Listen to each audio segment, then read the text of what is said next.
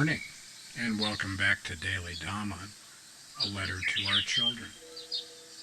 Today is December 18th, and our reading is 8 Rows of Dancers.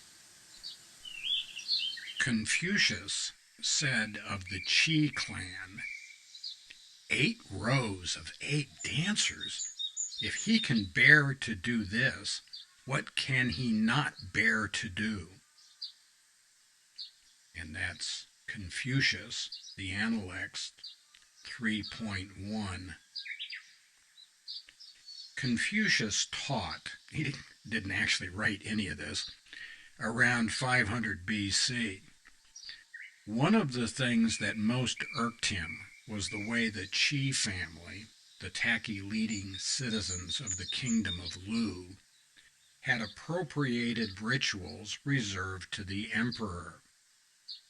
He was horrified by the disintegration of the Zhou dynasty, as exemplified by the Qi's 8 rows of 8 dancers.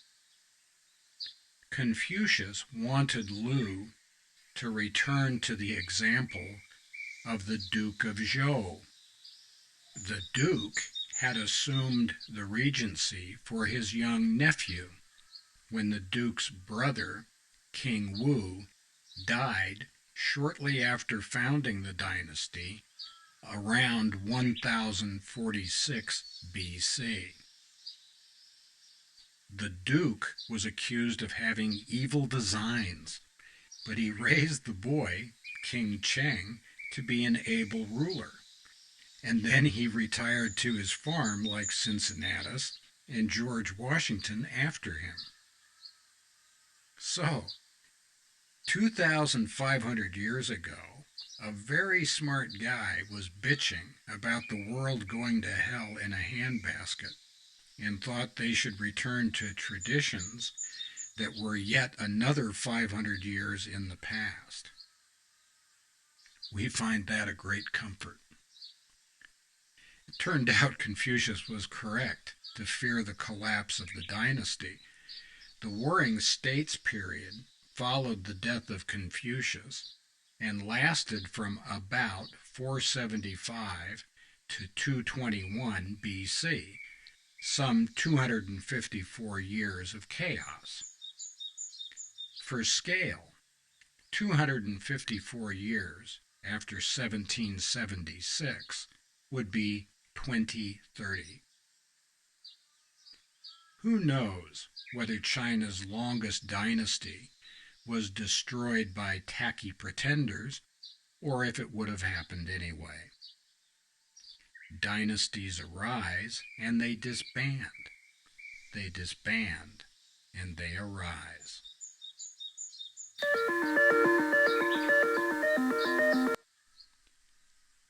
Whatever the situation is, wherever you are and whenever you're listening to this, it's all going to pass. It might pass like kidney stones, but it's going to pass. Whoever it was that won that you thought was the end of life as we know it, whoever it was that lost that you thought was the second coming, take a chill pill. None of that stuff is going to happen. You know?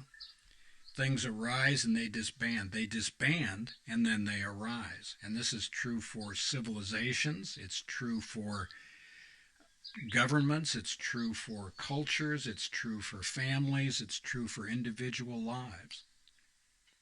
Things go up and they go down.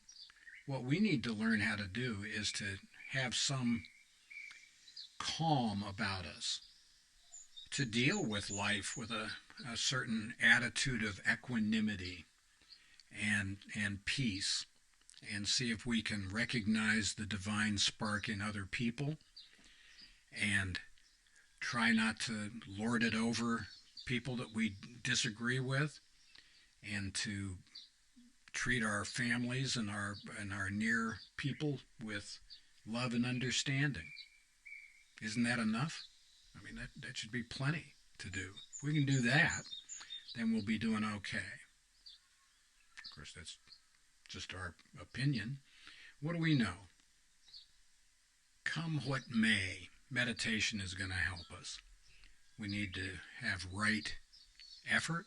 We have to sit down and plan this. We've got to make a time and a place to meditate. We've got to practice right mindfulness and take care of what's in front of us. And right concentration. We need to pay attention to what's going on. If we do those things, we're going to be okay. At least that's what we think. Thank you for joining us.